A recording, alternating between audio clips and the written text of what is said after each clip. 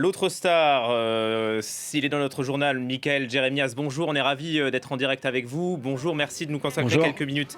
Vous êtes chef de mission de l'équipe de France paralympique, vous êtes aussi champion paralympique, un quadruple médaillé. Sur une échelle de 1 à 10, dans quel état d'excitation vous êtes à quelques heures de l'allumage de la vasque?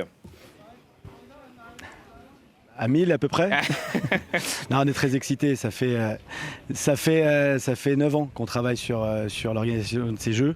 On a vu le succès des Jeux Olympiques. On attend d'avoir le même succès pour les Jeux Paralympiques. Donc toute la délégation est très très excitée d'aller vivre ce moment magique. Il y a un peu d'angoisse aussi, j'imagine? L'angoisse, non, il y a vraiment que de l'excitation. Moi, j'ai travaillé avec les équipes et avec les chorégraphes de cette cérémonie, donc je sais que ça va être un show extraordinaire. Maintenant, on veut que ça arrive, hein, plus que quelques heures avant la cérémonie. Là, je vais rejoindre dans quelques minutes les athlètes qui sont en train de bouillonner. Et puis ensuite, on y va, on va défiler et on va vivre un moment vraiment spécial. Alors, est-ce que vous pouvez nous en dire un peu plus sur cette cérémonie d'ouverture ce soir à 20h? Je disais que le corps sera au cœur des chorégraphies notamment. Oui, alors on l'a appelé Paradoxe. L'idée, c'était de faire une cérémonie évidemment magique, belle, mais aussi émouvante, avec de l'humour, et une cérémonie militante, parce que évidemment, derrière ces 237 athlètes qui vont représenter la France aux Jeux Paralympiques, les athlètes français, il y a 12 millions de personnes handicapées en France, 1,2 milliard dans le monde, et l'idée, c'est aussi pour eux que ça change, ça change le monde, et c'est le but de cette cérémonie, donc j'espère qu'elle vous plaira autant qu'à nous. Qui se déroulera à l'extérieur d'un stade, hein. Ça, c'est une première, on l'a vu pour les JO, c'est une première aussi pour les paras. Ça, c'était important aussi pour vous. Oui, quand avec les équipes de Tony Estanguet, il a été décidé de faire la cérémonie des Jeux Olympiques en extérieur. Il était évident qu'on allait faire la même chose pour les Jeux Paralympiques, donc on a réfléchi où la faire. Et donc, quoi de mieux que descendre une partie des Champs-Élysées et puis de se retrouver place de la Concorde. Donc c'est ambitieux, ça casse les codes, c'est ce qu'on fait depuis le début. Et donc elle sera au moins à la hauteur de cette cérémonie olympique qui nous a fait tant rêver il y a quelques semaines. Et bien sûr, vous êtes porteur de flamme ce soir. Bien sûr. Non, écoutez, moi je suis chef de mission. Le chef de mission, il a déjà l'honneur et la fierté de défiler avec les athlètes derrière Nantenin Keita et Alexis Anquincan, nos porte-drapeaux. Et pour le reste, vous aurez les derniers relayeurs et vous aurez la surprise, comme nous, dans quelques heures.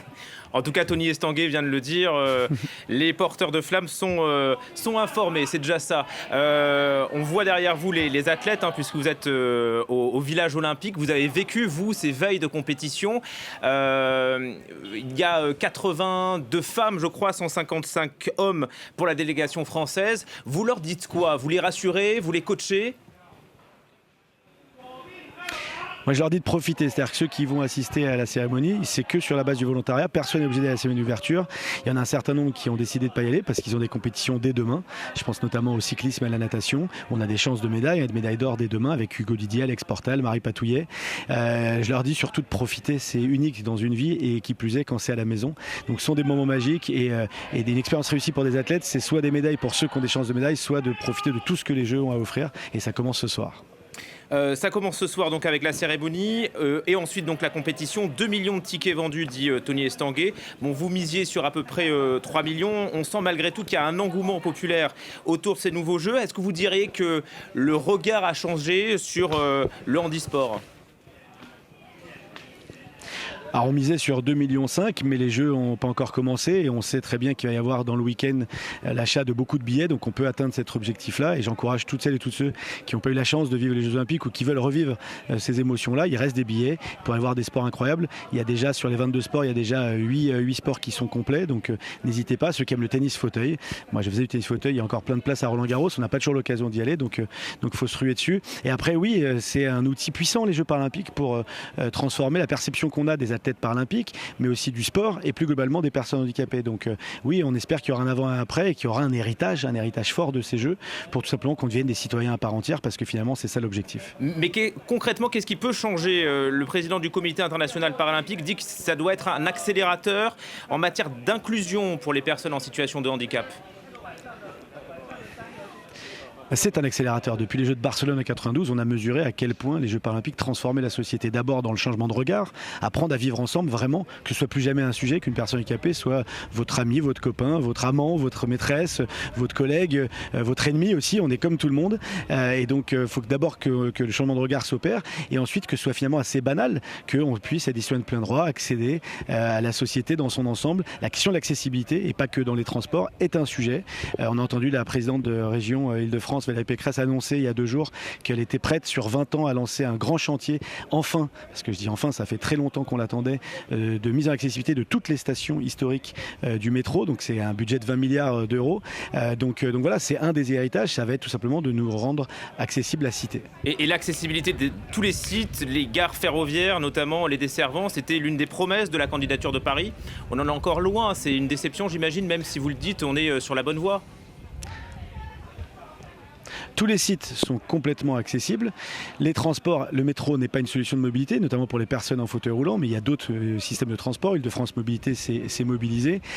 Donc il y a eu une vraie transformation. Il y a eu une mise en accessibilité de plus de 50 gares en Île-de-France pour justement pouvoir accueillir tout supporter, tout fan, et aussi que les athlètes, même si eux ont des transports privés, puissent, une fois qu'ils ont eu leur médaille, aller faire la fête à Paris, être accueillis comme il se doit, et même dans des lieux qui ne seraient pas forcément accessibles. J'encourage notamment les propriétaires des boîtes de nuit, qui sont les endroits où on va tous aller faire la fête, même s'ils ne sont pas aux normes ou accessibles, tout simplement qu'ils aient un grand sourire et qu'ils nous accueillent, comme ça a été le cas à Pékin, à Athènes, à Londres et à Rio, là où moi j'ai eu la chance de faire la fête avec mes médailles.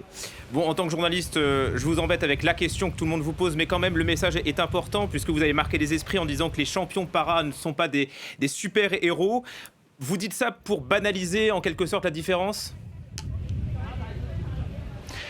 Oui, mais parce qu'en fait, c'est pas comme ça qu'on traite les athlètes olympiques. On parle de grands champions, on parle d'icônes, on parle de monstres sacrés. Nous, c'est la même chose. La différence, c'est qu'il est plus compliqué d'être handicapé que valide dans la vie de tous les jours. Mais quand vous êtes un sportif de haut niveau, en fait, c'est simplement vous devez faire beaucoup de sacrifices, vous entraînez très très dur pour vivre ces moments-là. Donc ça fait pas de nous des super-héros, ça fait de nous des sportifs extraordinaires, ça fait de nous des champions. Mais notre quotidien n'est pas un quotidien de super-héros. Et donc, il faut pas, à mon sens, en faire trop. Mais à l'inverse, ne plus faire ce qu'on faisait dans le passé, c'est faire preuve de misérabilisme à l'égard de ces populations. Donc voilà, mais c'est assez de la sémantique. Ce qui est important surtout, c'est de s'enthousiasmer de la même manière, avec la même passion, et ça, je fais confiance aux Français. Mais ça a quand même marqué des esprits, et c'est vrai que c'est aussi un message que vous voulez faire passer, et c'est important.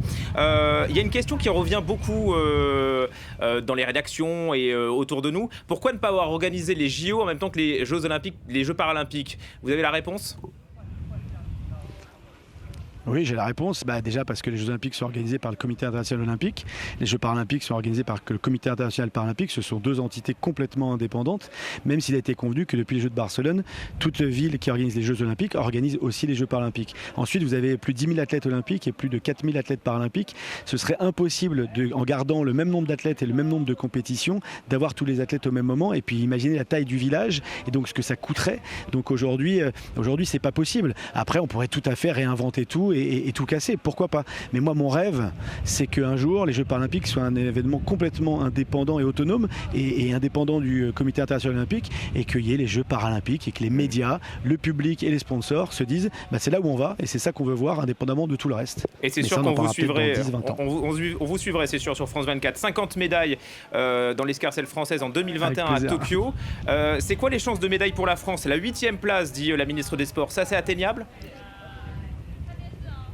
Oui, c'est atteignable, c'est l'objectif qu'on s'est fixé avec Mélodie Castera, mais aussi avec Marie-Émilie Le Fur, la présidente du comité paralympique sportif français. C'est de passer de la place de 14 à la place de 8, et pour ça, il faut atteindre 20 médailles d'or, donc c'est l'objectif qu'on s'est fixé. C'est quasiment le double de ce qu'on a fait à Tokyo, donc c'est une ambition très très élevée, mais réalisable, et qui commencera dès demain avec, on espère, les premières médailles d'or en natation et en cyclisme. Et à part le tennis, est-ce qu'il y a des sports en particulier que vous nous conseillez de suivre ? Je vous conseille tous les sports, et je dis pas ça par démagogie. Tous les sports sont bluffants parce qu'en fait, ce sont des sports que vous connaissez en partie, pour la plupart d'entre eux, à part le goalball et la boccia, qui sont des sports spécifiques aux Paralympiques, mais c'est des sports qui sont pratiqués de manière différente. Et j'aime le rappeler, c'est pas plus con de faire du tennis en fauteuil que de sauter le plus loin possible dans un bac à sable.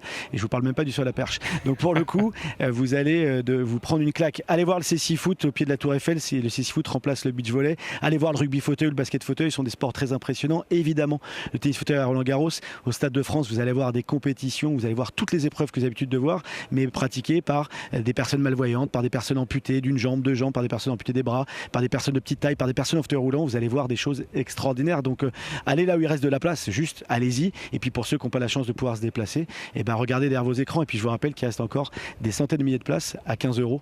Donc je pense qu'on est un grand nombre à pouvoir en tout cas s'offrir ça, et c'est une vraie chance. Avec des sites exceptionnels, hein. On est dans un écrin parisien notamment exceptionnel et inédit. On l'a vu pour les Jeux Olympiques, ça aussi c'est vendeur. On a gardé exactement les mêmes sites iconiques. Vous voulez voir encore du paradressage, et vous allez au château de Versailles. Vous voulez voir du cécifoot, c'est sur le Champ de Mars au pied de la Tour Eiffel. Vous voulez voir du taekwondo, vous allez au Grand Palais. On a toujours tous ces sites, et c'est la première fois que les athlètes, les tennisman auront la fierté de jouer sur un site du Grand Chelem. Ça n'a jamais été fait auparavant. On n'a pas eu Wimbledon en 2012, on avait un site qui avait été créé pour. Donc voilà, tout ça évidemment contribue au fait que vous avez toutes les bonnes raisons de venir encourager ces grands champions et ces grandes championnes.